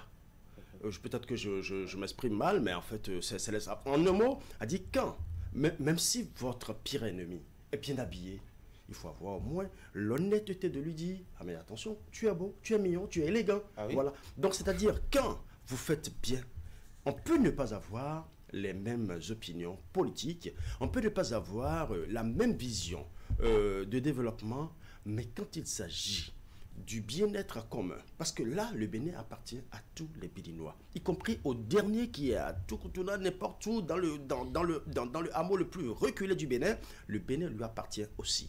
Et quand on constate qu'il y a quelque chose qui est fait pour le bonheur de ce citoyen qui est reculé, qui est très loin de Cotonou et qui quand même peut ressentir ne serait-ce qu'un petit bonheur, parce que je suppose un de ses frères a eu peut-être la chance de se retrouver peut-être parmi ces jeunes qui travaillent à la GDIZ, ou peut-être bien que au-delà de tout, c'est sa petite quantité d'anarcade qui est transférée vers GDIZ, ainsi de suite. Donc je prends des exemples au hasard comme ça.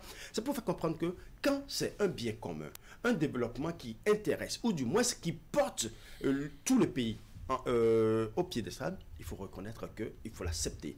Mais le problème, ça ne veut pas dire que c'est pas parce que j'apprécie ce que tu as fait de bien que je suis systématiquement sage. La sagesse ça s'explique par la manière dont je pense, j'entrevois, et la manière dont je prends de la hauteur par rapport à certaines situations, et la manière dont je conseille, et la manière dont, quand d'autres personnes ont des difficultés, je suis à même de leur dire, voilà ce qu'il la voix de la lumière, ou la voix, bon, si je veux répéter la voix de la sagesse à suivre. Donc, au-delà de tout, chacun a une sagesse, une certaine sagesse en lui. D'ailleurs, l'autre l'a dit, l'intelligence est la chose la mieux partagée. Si on a tous l'intelligence, alors là, on a un brin de sagesse en chacun de nous. L'essentiel maintenant, c'est de cultiver cette sagesse. Est-ce que dire que oui, la GDZ fait la fierté du Bénin systématiquement, c'est signe de sagesse? Bon, ça dépend de celui qui analyse. Moi, j'estime que ce n'est pas systématiquement de la sagesse, mais quand même, il faut, à partir de cet instant, on peut dire que la personne reconnaît que quelque chose est fait. Et ce quelque chose, ce n'est pas à titre individuel, ce n'est pas pour un bien privé, mais plutôt un bien collectif, un bien commun, quelque chose qui arrange tout le Bénin. Alors, je pense que, oui, quand c'est beau, il faut savoir l'apprécier. Ne pas l'apprécier, c'est faire preuve ce n'est pas être honnête envers soi-même. Ce n'est même pas envers le pays. Ne pas être honnête envers soi-même, parce que ce n'est pas parce qu'il y a cette logique-là qui fait que souvent certains estiment que, puisque ce n'est pas moi qui suis là et qui l'ai fait, alors je dois faire en sorte de traduire ou de peindre en noir tout ce qui est fait. Non, c'est pas bien. Quand c'est bien, je peux dire c'est bien, mais il reste beaucoup de choses à corriger. Je peux dire c'est bien, mais qu'on peut améliorer. Je peux dire c'est bien, mais je pense que si j'étais là, j'aurais pu faire ceci ou ajouter ceci, ou peut-être restreindre ceci qui est un superflu selon moi. Mais apprécier quand même ce qui est fait. Je pense que l'honnêteté intellectuelle et sagesse oblige, on peut dire oui. Est-ce que parce que honnêteté et sagesse oblige, si je sens dans mon tréfonds que ce qu'on a fait est mauvais, je ne peux pas dire que c'est mauvais d'emblée. Oui, dans le cas de Nicéphore Soglo, il ne mâche pas ses mots. Quand ce n'est pas bon pour lui, il le dit et dit, voilà ce que moi je pense, et il faut avoir le courage de le dire, et il le dit très souvent. Donc c'est pourquoi je dis que sa démarche, moi, m'inspire, disons, une forme de sagesse. Il va, il vérifie, il observe, il touche du doigt, et puis il dit ce qu'il pense de ce qui est fait. Donc, c'est tout à fait normal. Ce n'est pas pareil pour certaines personnes qui tiennent seulement le bout qui les intéresse et qui critiquent ou bien qui apprécient tout le temps, qui sont dans une direction donnée qui ne change jamais. Je pense que c'est en cela que moi je tire les conclusions de sagesse dans la démarche de Nicéphore Soglo. Mais au-delà de tout, moi je pense que on doit même, après cette déclaration de Nicéphore Soglo, pour ceux qui ont envie de porter des analyses, on peut également faire la démarche, par exemple les médias qui enquêtent pour voir ceux dont parle le patriarche, ceux dont parle l'ancien président de la République, ceux dont parle celui-là qui a gouverné le Bénin aussi. Est-ce que c'est réel ou c'est une démarche plutôt politique pour plaire peut-être à Talon, pour plaire à qui je ne sais pas? On peut également le faire. Lorsque vous vous rendez compte des éléments, vous prenez les éléments d'appréciation, la qualité du travail qui est fait sur le terrain, parce que sur place, nous avons également d'autres logements qui avaient été construits et qui aujourd'hui ne servent pas forcément aux Béninois. Donc quand vous faites toutes ces comparaisons et vous mettez dans la balance tous ces éléments d'appréciation, ça vous permet d'évoluer, d'avoir également votre propre opinion. Je pense que Nicéphore Soglo n'a rien inventé. Il a dit ce qu'il a observé et des explications qu'on lui a fournies également sur place. Il a tiré ses conclusions. Et moi, je dis que c'est le Bénin qui gagne finalement. Allez, deuxième axe de notre discussion, on l'a suivi quand même sur une radio internationale. Remettre en cause, sinon critiquer vertement. Je dois dire les actions de son lointain successeur sur un certain nombre de plans, notamment au plan de la diplomatie, au plan des libertés, au plan de la gestion politique du pays. Doit-on dire que Nicéphore Soglo, c'est une double personnalité? Absolument pas. Absolument pas. Selon moi, ce n'est pas une double personnalité. Je peux avoir mon avis favorable sur une de vos réalisations et ne pas avoir un avis favorable sur la manière dont vous gérez la cité. Ça ne fait pas de moi une double personnalité. Non, absolument pas. Bien, ça, c'est encore de l'honnêteté. Pourquoi? Parce que vous avez eu à faire quelque chose de bien que j'ai apprécié. fermer les yeux sur ce que vous faites de mauvais. Moi, je pense que ce n'est pas de l'honnêteté à ce niveau. Donc, ça veut dire, je peux vous apprécier pour ce que vous avez fait. Si je dis, par exemple, Tanguy Agoy présente bien la matinale d'Actu Matin, et dans le même temps, mais attends, comportement parlant, Tanguy Agoy, il est acariâtre vis-à-vis de ses collègues. Ça, c'est deux choses différentes, mais ça ne fait pas de moi une double personnalité. Non, absolument pas. Il a dit ce qu'il pense. Et ce qu'il pense, ce qu'il a eu à dire et que nous avons tous entendu, est-ce que nous n'avons pas déjà entendu tout ça au préalable? Il y a plusieurs personnes qui l'ont déjà dit. Donc, c'est pour faire comprendre que rien de nouveau n'a été dit par Nicéphore Dieudonné Soglo, l'ancien président de la République. Il n'a fait que dire ce que beaucoup ont déjà constaté et que beaucoup disent haut et fort. Et si, par exemple, Nicéphore Soglo dit qu'éventuellement, sur le terrain de liberté, qu'il y a des gens qui sont en exil, il l'a dit, qu'il y a des gens qui sont en prison actuellement, tout ça, nous le savons. Et tout ça, plusieurs personnes d'autres l'ont déjà dit, des hommes politiques l'ont déjà dit. Donc, c'est pour faire comprendre que il n'apprécie pas. Et c'est de son propre chef, en fait, c'est de son droit de dire ce qu'il n'apprécie pas. Et je pense que c'est aussi de l'honnêteté à ce niveau. J'ai lu plutôt des déclarations, ou du moins sur une lettre ouverte, écrite par un sage d'une certaine ville qui, à la limite, dans ses écrits, je respecte ses convictions, je respecte ses mots, et ses propos n'engagent que lui. Mais moi, je pense que ce sage, dans ses propos, n'a pas fait preuve de sagesse, à mon avis, je le dis, et ça je l'assume, n'a pas fait preuve de sagesse, en ce sens que lui qui défend un chef d'État, l'actuel chef d'État, à travers ses propos, en expliquant que, bon, il a peint comme, à la limite, comme un demi-dieu, qu'il parle en ces termes à un ancien chef d'État. Demain, Patrice Talon sera chef d'État, ancien chef d'État. Et ce sont ces mêmes personnes qui vont encore critiquer ce... Ce n'est pas une tribune de récrimination. Mais je pense que autant on a du respect pour l'institution, autant on doit avoir du respect pour celui qui incarne cette institution ou qui l'a incarné. Donc, qu'on le veuille ou non, Nicéphore Dieudonné Soglo a été président de la République du Bénin. Il garde encore ce titre d'ancien président de la République du Bénin. C'est à ce titre d'ailleurs qu'il se prononce je pense que même faire des récriminations, il faut utiliser l'art qu'il faut et ne pas utiliser des mots qui, à la limite, divisent. C'est pas bon. C'est pas une question d'humeur, ça. Être... le matin, très content de Patrice Talon, à midi, être mécontent, utiliser les verbes et les mots les plus extrêmes possibles, puis après le soir, être encore content de lui. Est-ce que ce n'est pas une question d'humeur, finalement? Non, ça n'est pas une question d'humeur. Vous voyez, c'est peut-être la lecture que vous en faites. Il a dit qu'il va sur le terrain, il observe et il apprécie. Ensuite, Nicéphore Soglo, figure politique de premier plan, connu pour le rôle qu'il a joué dans la transition démocratique de notre pays au début des années 90. Donc, c'est quelqu'un qui est attaché aux valeurs que nous avons tous, enfin, aux bases que nous avons tous posées en 90 à la conférence nationale.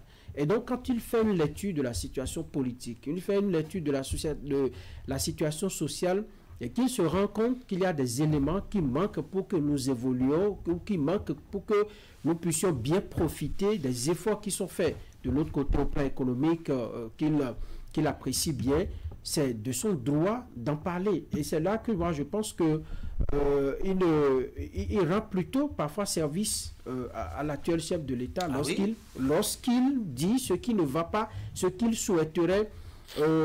Il souhaiterait voir s'améliorer. Quand vous voyez la communication gouvernementale se jeter sur lui, on n'a pas l'impression que c'est un service rendu. Ça aussi, c'est de bonne guerre. Je me rappelle quand Nicéphore Soglo était au pouvoir, j'étais un peu plus jeune, mais je me rappelle, les gens critiquaient beaucoup. Par exemple, la première dame, on dit que c'est une dame d'emprise, on dit que c'est une dame trop forte, c'est ci, c'est ça, et que finalement, les gens sont allés jusqu'à dire que c'est la première dame qui dirigeait le Bénin.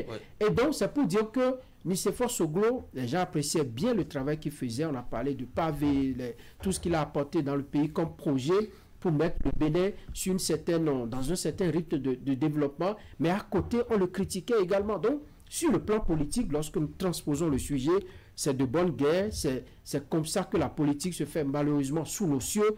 On peut chercher à améliorer, mais jusqu'à présent, c'est comme ça. Lorsque vous en prenez à moi, à mes actions politiques, les soutiens, répondre et réagir à ma personnalité. C'est comme ça, malheureusement. À ma personne. C'est le cas, c'est le contexte. Oui, Eric, bonjour. Sur Actumateur, on est en train de parler un peu des prises de position publiques de Nicéphore Soglo, qui souffle le chaud et le froid. On peut faire ce constat parce que ce n'est pas le premier exercice. Nous l'avions vu justement dans un passé récent se prononcer sur les installations de la GDIZ, ensuite sur un média international. Je pense que la parole de l'ancien président ne passe pas inaperçue parce que ce n'est pas la parole d'un citoyen ordinaire. Et c'est pour ça que quand ces personnalités arrivent à se prononcer sur un sujet, on scrute et on essaie de l'orienter dans un sens ou dans un autre. Voyez-vous, quand Nicéphore Dieudonné Soglo parle de ce qu'il a vu à la GDIZ, parle des logements sociaux, vous avez dans l'opinion des gens qui pensent que parce qu'il s'est prononcé de cette façon, avec un accent positif qui améliore l'image du gouvernement, on le soupçonne d'avoir des accointances avec le régime. Quand Nicéphore Soglo critique le gouvernement sur des questions de liberté individuelle, des questions de prisonniers politiques d'exilés, on pense que Nicéphore Soglo joue le rôle des opposants. Et c'est pour ça que dans un ensemble, on estime que c'est peut-être mieux pour ces personnalités, dans l'exercice de leur statut d'ancien chef d'État, de garder silence, de faire profil bas, de conseiller dans le secret, n'est-ce pas, et de ne pas donner l'opportunité à l'opinion de les catégoriser, d'essayer de les mettre dans une balance ou dans une autre. Parce que à chaque fois que ces personnalités se prononcent, c'est la polémique qui se crée finalement. Le chaud, le froid, le jour, la nuit, et voilà. Et donc, et cela me renvoie à l'image de l'ancien président, le général Mathieu Kérékou, qui aussi a joui de sa retraite d'ancien président pendant que Yahi Boni gouvernait. Jamais nous l'avons entendu, ou presque pas, sur un sujet ou voilà, sur une infrastructure, ou en tout cas dans le pays. Et mais pourtant, on a plusieurs fois entendu cela n'a absolument rien enlevé de son statut d'ancien président. Donc, moi, je pense que c'est là que tout se joue entre le silence que doit garder un ancien président pour que, justement, au niveau de l'opinion, on n'essaye pas de voir clair dans ce qu'il dit. Est-ce qu'il fait le jeu de la mouvance? Est-ce qu'il fait le jeu de l'opposition? Est-ce que c'est le chaud ou c'est le froid? Et tout ça, le silence est sans doute mieux. Est-ce que les anciens présidents doivent se taire? Se taire, c'est un choix personnel. Se taire ou parler, c'est un choix personnel. Vous avez, dans d'autres pays, on a vu des anciens présidents qui ont fini leur mandat et qui ne se prononcent plus. Mais d'autres acceptent de se prononcer. En fait, se prononcer, c'est une décision personnelle et c'est un droit aussi.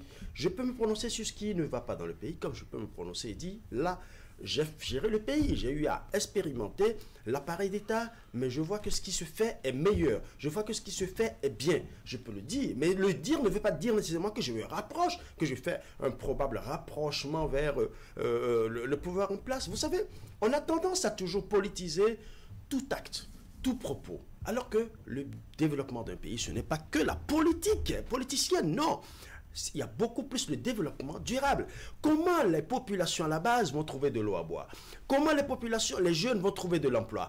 Comment les femmes vont devenir autonomes? Je pense que c'est ça. Et quand on pose un axe, il ne faut pas toujours voir délibérément ou systématiquement un rapprochement quelconque vers le pouvoir ou parce qu'on est contre le pouvoir. Et vous savez ce qui joue contre Nicéphore Dieudonné Soglo? Vous savez, quand on parle des libertés actuellement avec même ceux qui sont en exil et tout ça, tout le monde y voit son fils qui est actuellement en exil aussi. Je peux parler de Léa Soglo, qui actuellement n'est pas au pays. Donc, quand on fait ces rapprochements, on se dit, attention, quand il parle comme ça, est-ce qu'il n'est pas en train de penser beaucoup plus à son fils, en estimant que oui, il doit revenir au pays, qu'il fait partie de ceux-là pour qui on plaide? Si son fils n'était pas dedans, est-ce qu'il allait plaider? C'est des questions que le bénévolat... Est-ce que c'est parce que son fils a des affaires à la GDIZ ou bien... au niveau des maisons sociales, on se posera aussi la question de savoir est-ce que c'est pas une manière de tendre la main justement au gouvernement pour que le gouvernement soit... Est-ce que l'ancien chef d'État doit se taire dans la République? Non. Moi, je ne suis pas de ceux qui pensent que les anciens doivent se taire.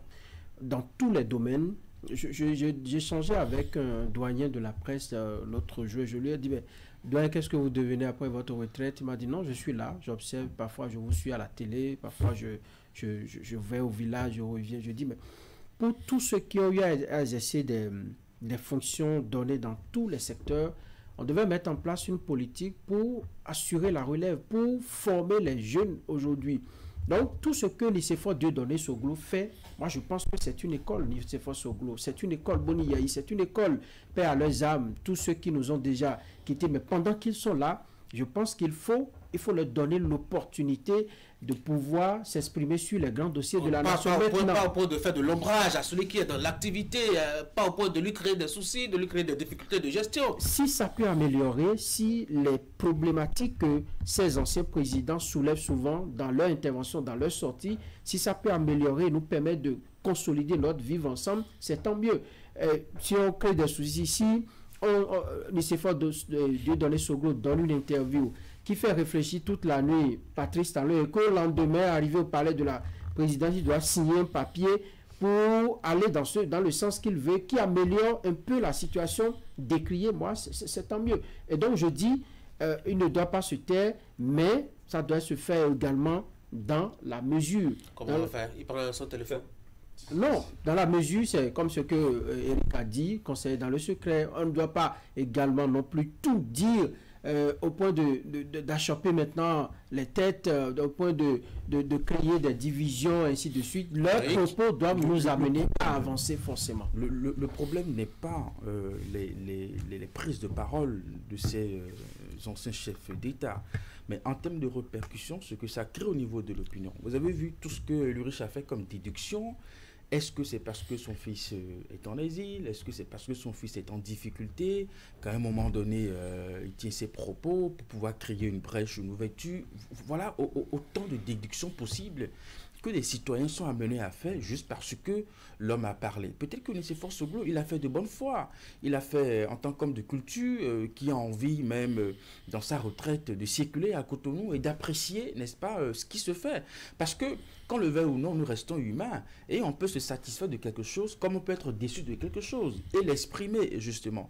Sauf qu'à leur niveau, ils portent une responsabilité assez grande où chaque fois où peut-être que l'homme le fait de bonne foi, il se trouve qu'au niveau de l'opinion, cela est tiré dans tous les sens, voyez-vous. Et c'est là que c'est compliqué, c'est complexe. Ou vous dites quelque chose, mais on vous prête des intentions. Est-ce que parce que Nicéphore Soglo a son enfant qui est en difficulté, cela doit l'amener à parler ou à ne pas parler?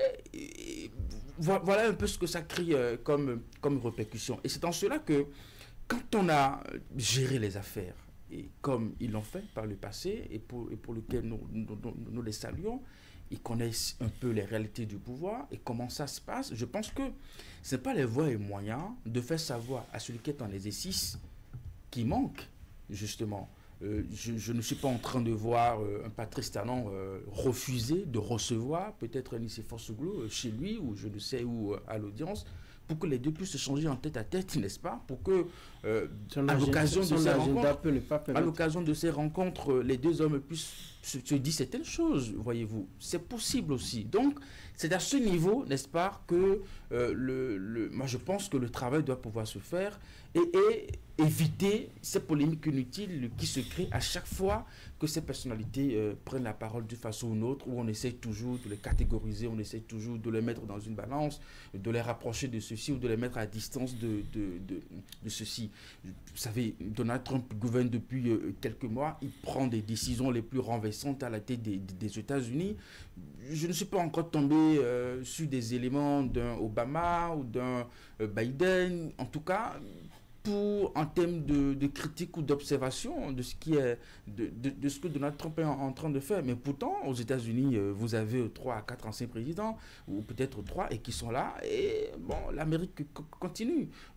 Donc, je pense que il faut peut-être voir dans cette façon aussi de profiter de sa retraite, tout en conseillant dans le secret ou tout en faisant observer, n'est-ce pas, ce qu'on a vu, qu'on n'a pas aimé ou qu'on a aimé, n'est-ce pas, à celui qui vous gouverne. Allez, un tour de table rapidement pour le dernier sujet. Je ne sais pas si vous avez appris un institut sur le continent qui a évalué l'indice de bonheur, Louis. Il paraît que les Béninois sont moins heureux que les Nigériens, les Burkinabés, les Gambiens. Plus heureux? Moins heureux. J'ai lu. Ben écoutez, est-ce que je suis choqué? Je ne dirais pas. Je pense que c'est une analyse, une étude scientifique qui a été faite. Je veux revoir tous les critères pour dire, parce que pour l'instant, je n'ai pas encore eu tous les critères, parce que ce sont les critères ce sont les éléments d'analyse qui vont me permettre, moi, de véritablement savoir exactement le pouvoir d'achat, mais si, l'accessibilité si éventuellement, puisque je l'ai lu, j'ai eu les résultats, je n'ai eu que les résultats, je n'ai pas encore vu les éléments d'analyse, les critères sur lesquels l'étude s'est basée, mais le plus important, il faut reconnaître déjà que si ça a été fait et que ça a été rendu public, c'est qu'il y a un travail scientifique qui a été fait. Ça peut ne pas être, ça peut ne pas recueillir l'assentiment de tout le monde, mais il y a un travail qui a été fait. Et déjà, au lieu de critiquer ou au lieu d'apprécier, au lieu d'accepter, nous devons chercher plutôt à savoir comment nous allons faire pour améliorer notre indice de bonheur. Pourquoi pas? Allez, Eric. Difficile à admettre, à l'accepter. Vous savez, c'est un sondage. Un sondage prend toujours en compte un échantillon de personnes. Donc, nous sommes 12 millions. Je ne sais pas si les 12 millions des Béninois partagent cette réalité des choses. Et c'est là qu'il faut prendre ces chiffres avec beaucoup de pincettes. Après, le bonheur, ça varie d'une personne à une autre. C'est un état d'esprit, vous dira quelqu'un vous dira que c'est ce qu'il a dans son compte en banque qui définit son bonheur. Quelqu'un vous dira... Non, on n'a pas posé la question directement aux citoyens. On leur a en bonne santé. On les a soumis à un questionnaire et c'est en fonction justement des réponses liées au questionnaire qu'on a déduit s'ils sont heureux ou pas. Ça. Moi, je le prends avec beaucoup de pincettes. Moi, je veux bien connaître la période considérée pour 2024. 2024. Ben, je veux également savoir, comme l'a dit Eric, sur quel échantillon de Béninois on l'a fait. Et le bonheur, en quoi on a demandé le bonheur de Béninois. Enfin, je veux bien voir. Je n'ai pas encore lu en profondeur. Améliorons juste l'indice de bonheur. Non, moi, j'ai pas encore bien lu. Il faut travailler à parce que si vous allez dans les zones aujourd'hui menacées par l'insécurité, est-ce que Franck Aounou baisse dans le bonheur? Commençons l'indice. Est-ce que Franck Aounou baisse dans le bonheur? Non, le bonheur, moi, je suis heureux. Oui, moi, je suis heureux. Je suis heureux. Et si vous voulez, après le plateau, je peux vous dire pourquoi je suis heureux. J'ai dit, est-ce que vous baillez dans le bonheur? Oui, le bonheur, ça commence par quoi? Non, dites-moi. Ça commence par quoi? Écoutez, on n'est pas là pour faire vraiment. Voilà. Donc, moi, sur la vie de France, je rappelle encore que le sondage n'a pas constitué seulement à demander à n'importe qui à lui demander est-ce que tu es heureux. Exactement. On a un certain nombre de critères sur lesquels on a basé des questions et à partir des réponses de ces gens, on a déduit s'ils sont heureux ou pas. Est-ce que vous avez vu le temps qu'il a pris pour me répondre d'abord? Quelqu'un peut répondre, je suis heureux. S'il vit dans le bonheur, il dit oui, ben attends, moi je suis quelqu'un peut dire, je suis heureux, alors que la réponse qu'il a fournie justement aux questions montre clairement qu'il n'est pas heureux. Je reconnais simplement que Franck doute de son propre bonheur. Non. Il a été certain, il a été sûr. Moi, je suis heureux. Je suis heureux. Ce matin, j'ai quitté ma maison. Oui. J'ai pris le temps de prier. J'ai quitté ma maison pour me retrouver ici et je sais ma nation. Je suis heureux. Eric peut dire bon, moi j'ai pris de la part de relève de parti hier. Pour lui parler pour vous. Non, mais vous parlez de moi. Moi, je peux parler de moi. Là où c'est intéressant, c'est que comment on dit, les chiffres parlent de ce que au Niger on serait plus dans le bonheur. Oui, plus heureux. Au Niger et Niger, Burkina Faso, Gambie par exemple, c'est des pays qui sont plus heureux que nous. Enfin, où les populations sont plus heureuses que les c'est là vraiment comme ça. Non, parce qu'au même moment, vous avez vu, j'ai lu un sondage, on a dit que la police béninoise est moins corrompue que beaucoup d'autres police de pays. Oui, c'est pour dire que les éléments d'appréciation, les éléments sur lesquels on base les sondages. Ça, par contre, on peut bien l'affirmer. J'attendais le riche. Ça, par contre, quand on parle de la police, il est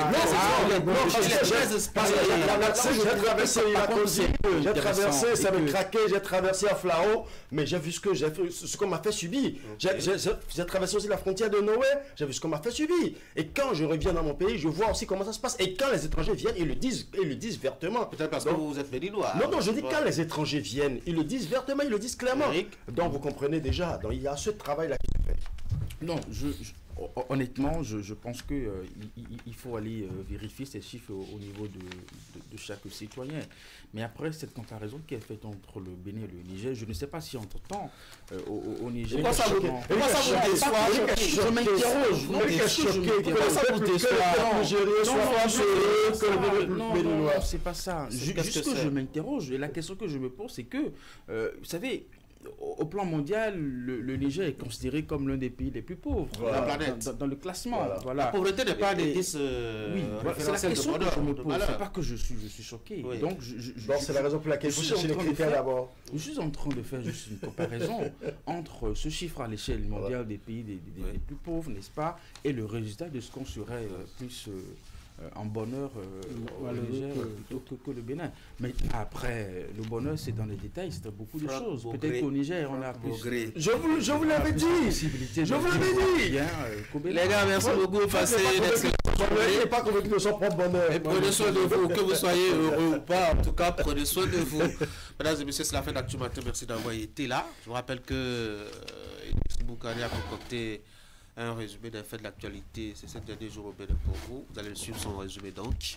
Et juste après, les détails au sujet donc des informations relayées par les quotidiens dans leur production de ce lundi matin. Très bonne journée.